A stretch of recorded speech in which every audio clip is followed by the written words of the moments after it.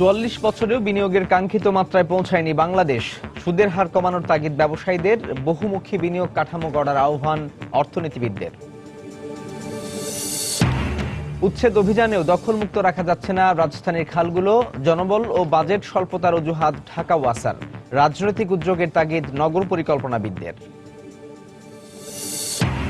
চট্টগ্রামে এখনো জমে ওঠেনি শীতবস্ত্রের বেচা বিক্রি, গুদামে পড়ে আছে আমদানি করা শত কোটি টাকার শীতের কাপড়। ব্যাপক আর্থিক ক্ষতির আশঙ্কা আমদানিকারকদের। এবং শীতের শুরুতেই খেজুরের রস সংগ্রহ ও গুড় তৈরিতে ব্যস্ত গাছিরা। দেশ জুড়ে চাহিদা থাকায় ভালো দাম মিলছে নলেন গুড় ও পাটালির।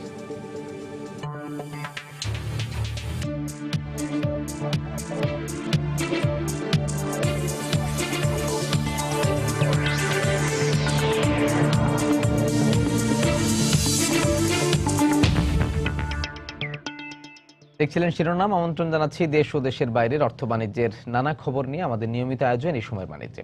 আপনাদের সঙ্গে আছি আমি সাজিদ।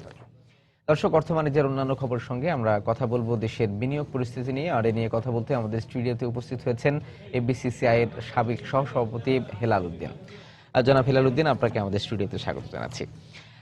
আপনার সঙ্গে আমরা আলোচনায় আসবো। তার আগে এই সংক্রান্ত বিনিয়োগ নিয়ে আমাদের যে ৪৪ বছরের বিনিয়োগ পরিস্থিতি নিয়ে যে রিপোর্টটি আছে সেটি আমরা দেখে আসি। দখলমুক্ত রাখা যাচ্ছে না রাজধানীর খালগুলো। উচ্ছেদ কার্যক্রমের কিছুদিন পরে আবারও খালের দুপাশে গড়ে উঠছে অবৈধ স্থাপনা। ঢাকা ওয়াসা বলছে, জনবল ও বাজেট স্বল্পতা সহ বিভিন্ন কারণে পুরোপুরি দখলমুক্ত করা যাচ্ছে না খালের জায়গা।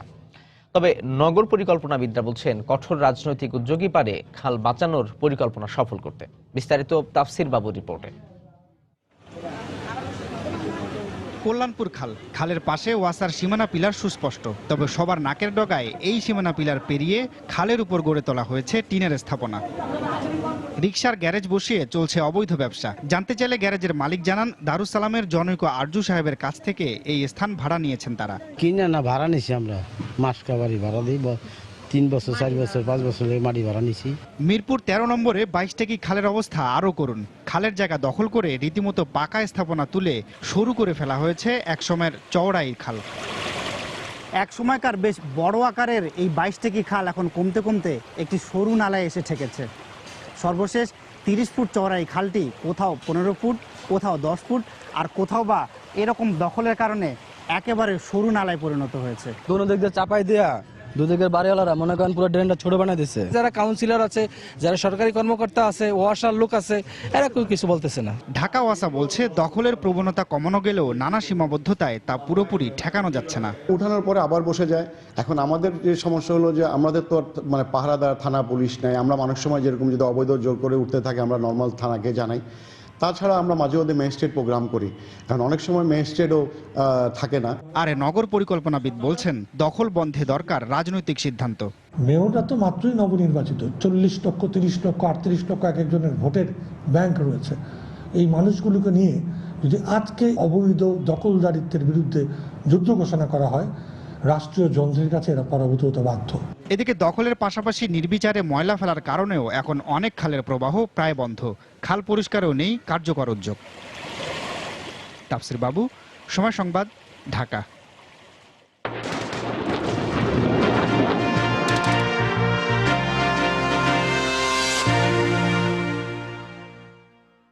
স্বাধীনতার ৪৪ বছরেও বিনিয়োগের কাঙ্ক্ষিত লক্ষ্যমাত্রায় পৌঁছতে পারেনি বাংলাদেশ। তবে ধীরে ধীরে পরিণত বিনিয়োগ কাঠামো গড়ে উঠছে। ব্যবসায়ী প্রতিনিধিরা বলছেন, সুদের হার কমানোর পাশাপাশি অভ্যন্তরীণ পণ্যের চাহিদা পূরণে এখন বিনিয়োগে নজর দিতে হবে। আর অর্থনীতিবিদরা বলছেন, আগামী দিনের পথ চলায় সনাতনী চিন্তা থেকে বেরিয়ে বহুমুখী বিনিয়োগ কাঠামো গড়ে তুলতে হবে। সানবির রুপলের রিপোর্ট। স্বাধীনতার ৪৪ বছরে অর্থনৈতিক ক্ষেত্রে বাংলাদেশের অর্জন অনেক। ৭০-এর দশকে শিল্প জাতীয়করণের পর রাষ্ট্রীয় খাতে সুব্যবস্থাপনার অভাবে বিনিয়োগে যে মন্থরতা নেমে আসে, তা আবার গতি পায় ৮০-এর দশকে শিল্পনীতির পরিবর্তনের মধ্য দিয়ে। শুরু হয় বিভিন্ন খাতে বেসরকারি বিনিয়োগ। ৯০ দশকে এসে কৃষি, শিল্প, সেবা খাতে বেসরকারি বিনিয়োগ বাড়তে থাকে। প্রতিযোগিতায় টিকতে না পেরে বন্ধ হয়ে যায় সরকারি অনেক প্রতিষ্ঠান। পরিসংখ্যান বলছে 1971 সালে বিনিয়োগ যেখানে ছিল জিডিপির 8.2%, 4 দশকের ব্যবধানে তা এখন প্রায় 30%। তবে বিদেশি বিনিয়োগ এখনও জিডিপির 10%-এর ঘরে পৌঁছায়নি।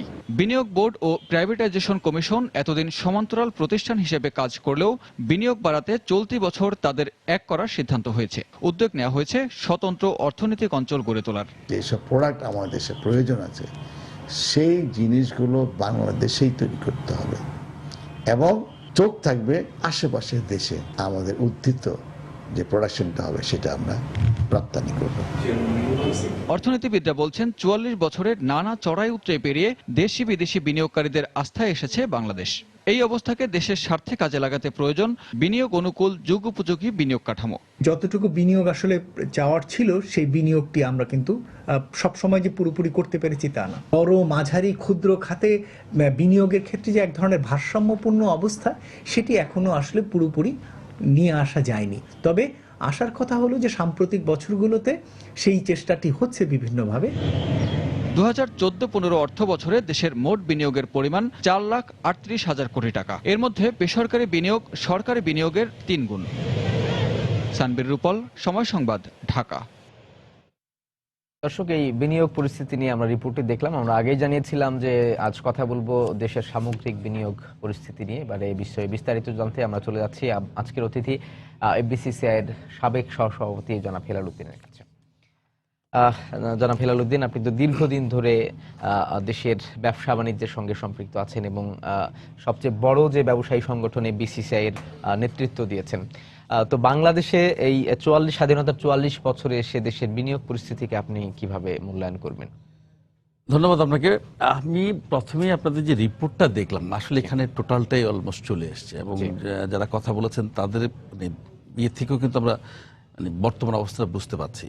বিপুল যে এটা রিপোর্টটা আমাদের দেখালেন, এতে কিন্তু আমরা পরিষ্কার যে আসলে সেই 44 বছরে আমাদের কাঙ্ক্ষিত বিনিয়োগ কিন্তু আমরা করতে পারিনি। আচ্ছা, তো আবার মোয়াজ্জেম সাহেব যে কথাটা বললেন, অর্থনীতিবিদ কথাটা বললেন যে সাম্প্রতিক বছরগুলোতে কিন্তু এক ধরনের বিনিয়োগের পরিবেশ সৃষ্টি হয়েছে। এই জায়গাটা কিন্তু আজকে আমাদের খেয়াল রাখতে হবে। আস্থার জায়গা তৈরি হচ্ছে। আপনি দেখেন 1972 সালের পরে দেশ 71-এর পরে স্বাধীনতার পরে 75-এ যে পটভূমি পরিবর্তন, বঙ্গবন্ধুর হত্যার মধ্য দিয়ে যে পটভূমি পরিবর্তন, এরপরে দেশটা দীর্ঘ সময় কোনো কখনো পোশাক পরে কখনো পোশাকবিহীনভাবে কিন্তু সামরিক এক ধরনের যান তারা দেশটা পরিচালনা করেছেন। তাতে আমাদের বিনিয়োগের যে পরিবেশ, আস্থার যে জায়গাটা সেটা তৈরি হয়নি। আপনি দেখবেন যে এই সাম্প্রতিক কয়েক বছর যাবৎ, আজকে 7-8-10 বছর যাবৎ দেখবেন যে মানুষের মধ্যে এক ধরনের চেতনা তৈরি হয়েছে যে না, আমরা পারি এবং আমরা যে পারি এই বিষয়টা কিন্তু আমরা ইতিমধ্যে প্রমাণ করেছি। আপনি দেখেন গার্মেন্টস থেকে শুরু করে আজকে আমরা যখন যেটা উৎপাদন করছি, যখন যেটা আমরা যে জায়গাটা প্রডিউস করছি, আমরা কিন্তু সেই জায়গায় আমরা কিন্তু আমাদের যে কৃতিত্ব এটা কিন্তু আমরা দেখাতে পাচ্ছি। ইভেন মাছ থেকে শুরু করে, ফল থেকে শুরু করে, আম থেকে শুরু করে, আমি অনেক আইটেমের কথা বলতে পারবো যেগুলো এখন পৃথিবীর অন্যান্য দেশের সঙ্গে আমরা তুলনামূলকভাবে টপ 10-এ চলে এসেছি। অর্থনীতিবিদরা যে পরামর্শগুলো দিয়েছেন, তারা বলেছেন যে দেশি বিনিয়োগ দেশি বিনিয়োগটা কি হুমকির মুখে পড়বে কিনা, বিদেশি বিনিয়োগটা সেটা কতটা প্রভাব বিস্তার করতে পারছে, বা দেশি সরকারি এবং বেসরকারি বিনিয়োগ মিলে বিনিয়োগ পরিস্থিতিটা বর্তমানে যে আস্থার জায়গায় এসেছে সেটাকে সামনে এগিয়ে নেওয়ার জন্য কি করা দরকার, তাদের কিছু সাজেশন এসেছে। এই জায়গাটা যে বিষয়টা হচ্ছে যে আমরা বিদেশি বিনিয়োগ চাই, এতে কোনো সন্দেহ নাই, কিন্তু বিদেশি বিনিয়োগটা কোন পদ্ধতিতে চাই এই জায়গাটা হচ্ছে বিষয়। আপনি দেখেন এর আগে আমাদের বিশ্ব ব্যাংক, IFM যতগুলো লোন দিয়েছেন, ওখানে ওনারা নিজেরা কনসালটেন্ট নিয়োগ করতেন, কোত্থেকে মাল কিনবো সেটা নির্ধারণ করে দিতেন। তাতে করে হতো কি যে আমাদের যে একটা টোটাল ঋণের একটা বৃহৎ অংশ বা টোটাল ইনভেস্টমেন্টের বৃহৎ অংশই কিন্তু ওনারা নিয়ে যেতেন কোনো না কোনো ভাবে। এটা আমরা পদ্মা সেতুতে দেখলাম, মাননীয় প্রধানমন্ত্রী যে সিদ্ধান্ত নিলেন যেন আমরা নিজেদের অর্থায়নে আমরা পদ্মা সেতু করবো, এবং এটা কিন্তু গত পরশু পত্রিকা দেখলাম এখন ওই পদ্মাতে গেলে দেখা যাবে যে এটার যে কর্মযোগ্য চলছে, এবং প্রায় সেতুর জন্য তৈরি পুরো নদীটা তৈরি। তো এই যে বিষয়টা, এই জায়গাগুলো কিন্তু আমাদের আজকে ভাবতে হবে। আমরা বিদেশি বিনিয়োগ চাই, কোন পর্যন্ত চাই? আমাকে মনে রাখতে হবে বিদেশি বিনিয়োগ কিন্তু আসে আমার দেশের পুঁজিকে শোষণ করার জন্য। আজকে বাংলাদেশে যে পুঁজি আমরা বিনিয়োগ করছি একটা সাস্টেনেবল ইকোনমির জন্য, একটি টেকসই অর্থনীতির জন্য, প্রথম দরকার হচ্ছে দেশীয় পুঁজি বিনিয়োগ করা। একটা মানে বিনিয়োগ বহুমুখী বিনিয়োগ কাঠামোর কথা বলা হয়েছে অর্থনীতিবিদদের পক্ষ থেকে, এইটা কি একটু ব্যাখ্যা করে বলবেন বহু কিনা? মানে এটা কিন্তু আপনি এমনি দেখবেন যে আমরা মানে বহু যেটাকে বলা হয় আর কি, মানে বিভিন্ন সেক্টরে বিনিয়োগ করা, এটা কিন্তু আমাদের হচ্ছে। আজকে আমাদের কৃষি থেকে শুরু করে, মাছ থেকে শুরু করে, গার্মেন্টস থেকে শুরু করে, অন্যান্য শিল্প থেকে শুরু করে আপনি দেখবেন যে আমাদের প্রায় এখন 5,000 পণ্যের উপরে আমরা রফতানি করছি। অর্থাৎ বহুমুখী যে কথাগুলো আমরা বলছি, এটা কিন্তু অলরেডি আমরা শুরু করে দিয়েছি। এখন আমাদের যে প্রবলেমটা, যেটা কিছুক্ষণ আগে আপনার তো বললেন, রিপোর্টে দেখলাম যে ব্যাংক ইন্টারেস্টটা, এই ব্যাংক ইন্টারেস্ট যদি কমে আসে, আমি আপনাকে নিশ্চিত করে বলতে পারি যে আগামী এই ইতিমধ্যে কিন্তু কমে আসছে। আপনি সুদের হারটা লেন্ডিং যারা করেন, মানে যারা আমানত রাখেন, তাদের কিন্তু কমিয়ে দিয়েছে, তাদের কিন্তু 6-7% বেশি দিচ্ছে না। বাট এখনো কিন্তু ব্যাংক সুদের হারটা কিন্তু সিঙ্গেল ডিজিট নামিয়ে আনছে। যদি আমরা এবিসির পক্ষ থেকে আমরা বারবার বলছি যে এই কাজটা করা দরকার, এবং আমরা আশা করছি যত দ্রুত সম্ভব এটা যদি সিঙ্গেল ডিজিট আনা হয়, আমি আপনাকে নিশ্চিত করে বলতে পারি গত বছর যে 4,50,000 কোটি টাকার মতো যে বিনিয়োগ হয়েছে, তার দেখবেন যে প্রায় 3 ভাগের 2 ভাগই কিন্তু প্রাইভেট সেক্টর হয়েছে। এবং এইটা যদি ব্যাংক ইন্টারেস্টে কমে আসে, বাংলাদেশে এক ধরনের ইনভেস্টমেন্টের বন্যা বয়ে যাবে, এবং আমাদের কিন্তু সেই মেধা আছে। এবং সর্বোপরি আজকে যারা দেশ চালাচ্ছেন, তারা কিন্তু একটা জিনিস, ওনারা কিন্তু ব্যবসা করছেন না, ব্যবসাদের কোনো সুযোগ করে দিচ্ছেন। এই যে ব্যবসাদের সুযোগ করে দেওয়ার মধ্য দিয়ে আমরা যে সুযোগটা তৈরি পেয়েছি, এটাকে যদি আমরা কাজে লাগাতে পারি, আমাদের কিন্তু আমরা যে চিন্তা করছি যে মধ্য আয়ের দেশে 2021 সাল নাগাদ আমরা মধ্য আয়ের দেশে যাব, আমরা তার অনেক আগে আমরা মধ্য আয়ের দেশে পৌঁছে যাব। এই যে নতুন যে অর্থনৈতিক অঞ্চলগুলো হচ্ছে, সবশেষ একটা প্রশ্ন রাখতে চাই, সেটা হচ্ছে মানে বিনিয়োগের জন্য যে গ্যাস, বিদ্যুৎ, অবকাঠামো, সামগ্রিক বিষয়গুলো দরকার, অর্থনৈতিক অঞ্চলগুলো, শিল্পজোন যেগুলো আমরা শিল্পজোন যেগুলো, এগুলো সরকার করছে, প্রাইভেট সেক্টর ইতিমধ্যে দিয়েছেন যারা শিল্পজোন করতে চান। কিন্তু এই জায়গাটা প্রবলেম হচ্ছে কি, আপনার এখন আমাদের আমলাতান্ত্রিক জটিলতাটা রয়ে গেছে। একটি প্রতিষ্ঠান করতে চাবেন, একটি কারখানা করতে চাইবেন, আপনাকে 30টা অর্গানাইজেশন থেকে আপনাকে পারমিশন নিতে হবে। এই যে এইগুলো যতক্ষণ পর্যন্ত আমরা সিঙ্গেল পয়েন্ট করতে না পারবো, হ্যাঁ, যে আমি বিনিয়োগ করতে চাই, আমার উদ্দেশ্য সঠিক কিনা, আমার বিনিয়োগের ক্ষেত্রটা তৈরি কিনা, এটা দেখার সাথে সাথে উনি আমাকে পারমিশন দেবেন। তা না করে আমাকে একবার পাঠাবেন আপনি ওই ওয়াসা, একবার পাঠাবেন গ্যাসে, একবার বিদ্যুতে, একবার পরিবেশে, একবার হচ্ছে বিএসটিআইতে, এতগুলো সংস্থার সঙ্গে ঘুরে একটা লোক, তখন আর তার কিন্তু ওই এনার্জিটা থাকে না। আপনি কাজ করতে চাইবেন, আপনাকে কিন্তু কাজের সুযোগটা তৈরি করে দিতে হবে। এই জায়গাটা কিন্তু আমাদের ওইভাবে গড়ে ওঠে না। আমরা যতই শিল্প পার্ক করার চেষ্টা করছি, যতই শিল্পায়ন করার চেষ্টা করছি, ওয়ান ডিস্ট্রিক্ট ওয়ান পণ্য করার চেষ্টা করছি, আমরা যতক্ষণ পর্যন্ত না এই মানে ঝামেলাগুলো মুক্ত করতে না পারবো বিনিয়োগকারীর থেকে, ততক্ষণ পর্যন্ত বিনিয়োগকারী আস্থা ফিরে পাবেন না। এই জায়গাটা অনেক বড় একটা বিষয়। আসলে বিনিয়োগ নিয়ে কথা বললে অনেক অনেক কথা থেকে যায়। আজকে সময় স্বল্পতার কারণে সব কথা বলা হলো না। নিশ্চয়ই অন্য কোনো দিন আপনার সঙ্গে দেখা হবে। আপনাকে অনেক ধন্যবাদ আমাদের সঙ্গে যোগ দেওয়ার জন্য। দর্শক, কথা বলছিলাম আমাদের এফবিসিসিআই এর সাবেক সহসভাপতি জনাব হেলাল উদ্দিনের সঙ্গে কথা বলছিলাম আমাদের যে সামগ্রিক বিনিয়োগ পরিস্থিতি, সেই বিনিয়োগ পরিস্থিতি নিয়ে, দেশি বিদেশি যে অংশগ্রহণ, সেগুলো নিয়ে। দর্শক, রাজধানীর একটি হোটেলে বিপিও সামিটে কথা বলছেন প্রধানমন্ত্রীর তথ্য যোগাযোগ ও প্রযুক্তি বিষয়ক উপদেষ্টা সজীব ওয়াজেদ জয়। আমরা সরাসরি চলে যাচ্ছি সেখানে। এক্সপোর্ট ছিল মাত্র $26 মিলিয়ন বছরে। আইসিটি সেক্টরে কর্মসংস্থান ছিল সম্পূর্ণ আইসিটি সেক্টরে কয়েক হাজার প্রোগ্রামার। এই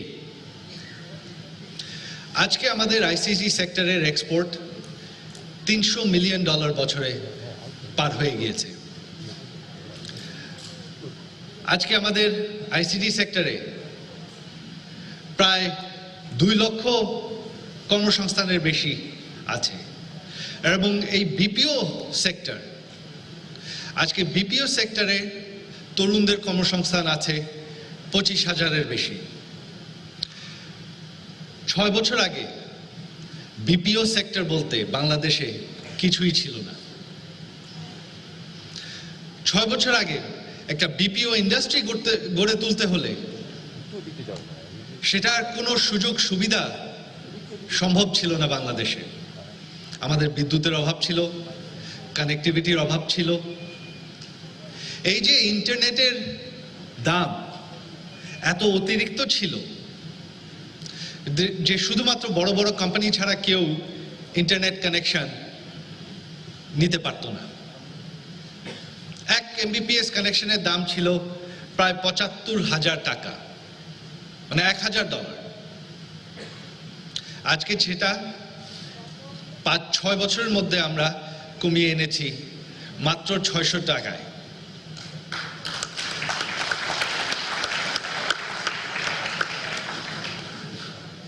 ছয় বছর আগে আপনার দিনে প্রায় 7-8 ঘন্টা বিদ্যুৎ থাকতো না। বিদ্যুৎ ছাড়া আপনার আউটসোর্সিং এবং আইসিটি ইন্ডাস্ট্রি চালানো কোনো মতেই সম্ভব না। আজকে বাংলাদেশে লোডশেডিং বলতে আর কিছু নেই।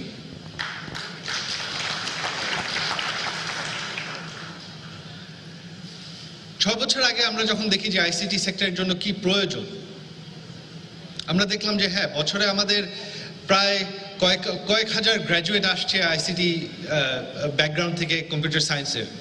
তবে বিপিও ইন্ডাস্ট্রির জন্য এবং আউটসোর্সিং এর জন্য তাদের সেই অভিজ্ঞতা, সেই ট্রেনিং এর অভাব।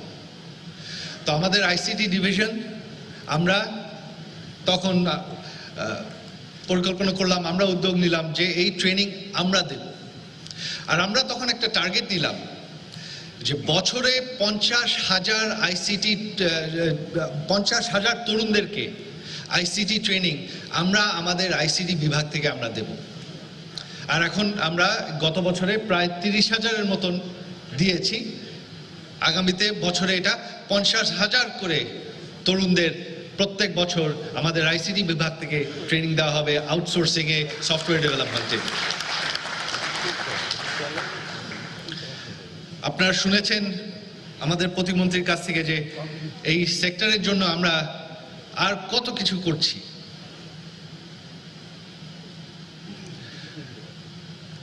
তো এখানে সেগুলো আমি আবার রিপিট করব না, তবে এখানে বলতে চাই যে এই যে স্বপ্ন, এই যে ভিশন, 6 বছর আগে কেউ কিন্তু সম্ভব মনে করেনি। এই যে আজকে আমাদের টার্গেট, এই যে আজকে বাকো আমাদের বিপিও আউটসোর্সিং সামিটের টার্গেট, যে আজ আমাদের আউটসোর্সিং এর বিপিও সেক্টরের আয় হচ্ছে $100 মিলিয়ন, আগামীতে এটা $1 বিলিয়ন ক্রস করবে। আজকে 25,000 কর্মসংস্থান এই সেক্টরে, টার্গেট আছে যে আগামী 5 বছরে এটা 2 লক্ষ পার হয়ে যাবে। কোথা থেকে আসলো? তো এখানে একটু আপনাদেরকে নিজের ব্যক্তিগত একটি গল্প বলতে চাই। আর যেহেতু আমাদের বিদেশি মেহমানরা আছেন, এটা আমি একটু ইংলিশে বলবো।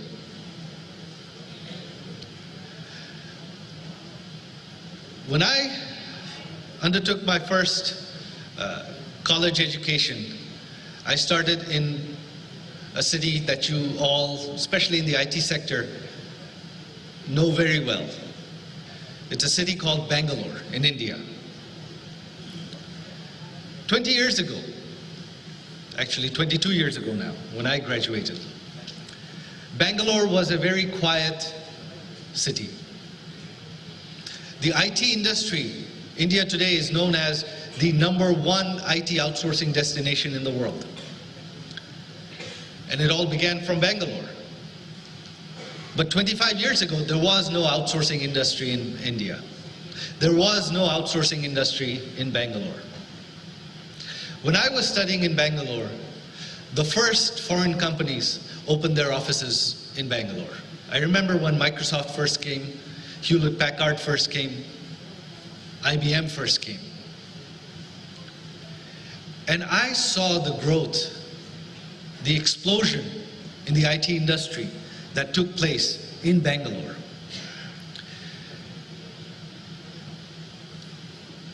And today, of course, Bangalore is known as the outsourcing center hub of the world. And so it became my dream, my personal dream, that if this is possible in Bangalore, if this is possible in India, then it is certainly possible in Bangladesh.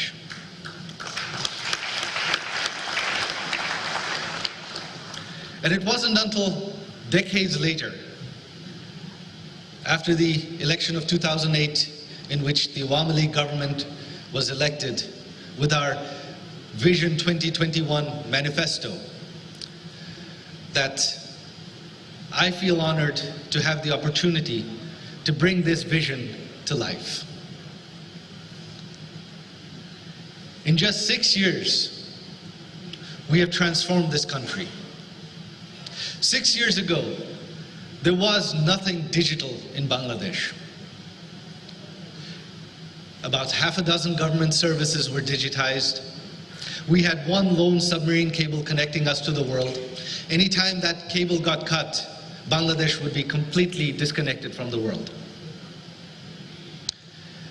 Our internet penetration, the percentage of our population using the internet, was just 0.3% 6 years ago. Today, it has crossed 30%. Today, we have not just one submarine cable, we have 6 fiber optic cables connecting us through India to the outside world. So we can no longer be cut off. So our internet connectivity can never be cut. We have taken projects under our ICT ministry to take fiber optic cable down to every single union of our country, all 4,501 of them.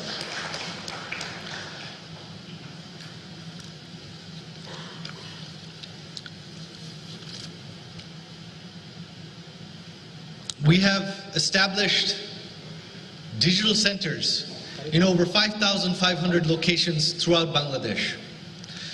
We've given a special importance to IT training, starting from the primary education. We have built thousands of multimedia classrooms throughout this country to train the next generation of IT entrepreneurs, IT experts, outsourcing technicians, call center operators, to grow with the target of growing this industry.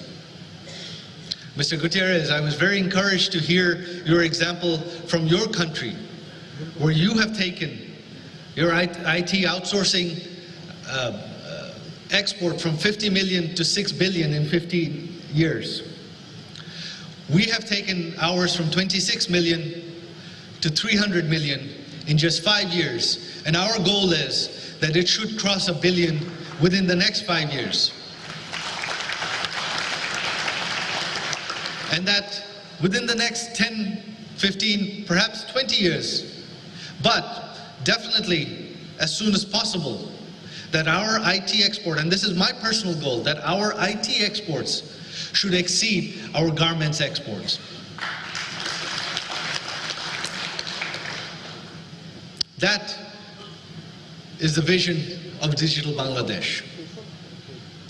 Today we have digitized hundreds, perhaps even coming up to thousands of government services. Most government services, 70–80% now, are digitized and can be accessed online or through the mobile phones. Just as we have leapt ahead in the telecom sector, where 6 years ago the only connectivity was simple feature phones. We barely had 2G connectivity in most of the country. Today we have 3G, and already 4G is coming in, and we are about to have the auctions next year.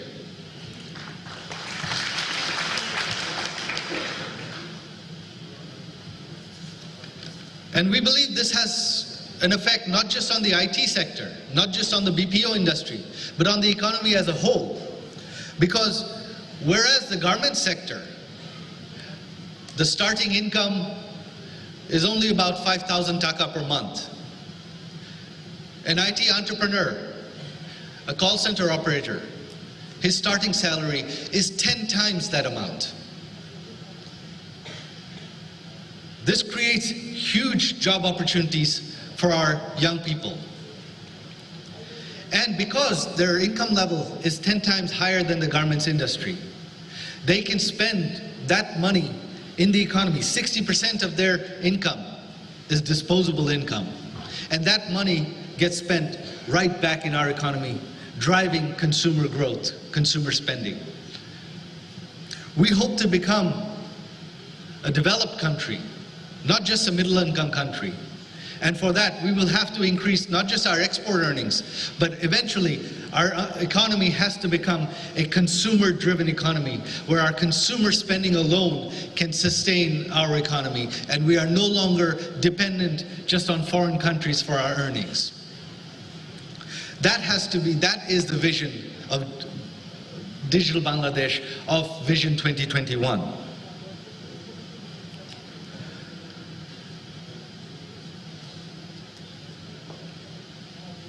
Today, there was a recent study conducted in Indonesia and Philippines in the year 2011, that the BPO industry has a multiplier effect for every job created in the BPO industry. There's an 8-fold multiplier effect on the economy. So that one job provides 8 times the benefit of that income in the overall economy. And this is far greater than the industrial sector and the garment sector. We want to move up the value chain. We want to move up from being a low-end manufacturer of clothing. Even though in Bangladesh today we are the second largest manufacturer, we are number 2 in the world in garments. But it is still a low-end, low-skilled sector. We want to move up the value chain. We want to move up from that into the industrial sector and directly into the knowledge-based industry, which is the BPO industry, the outsourcing industry, the IT industry.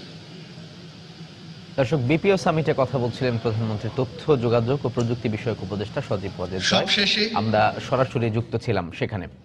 দর্শক, এই ছিল এই সময় বাণিজ্যে। যে কোনো খবর পেতে ভিজিট করুন সময়নিউজ.tv আর সঙ্গে থাকুন সময়।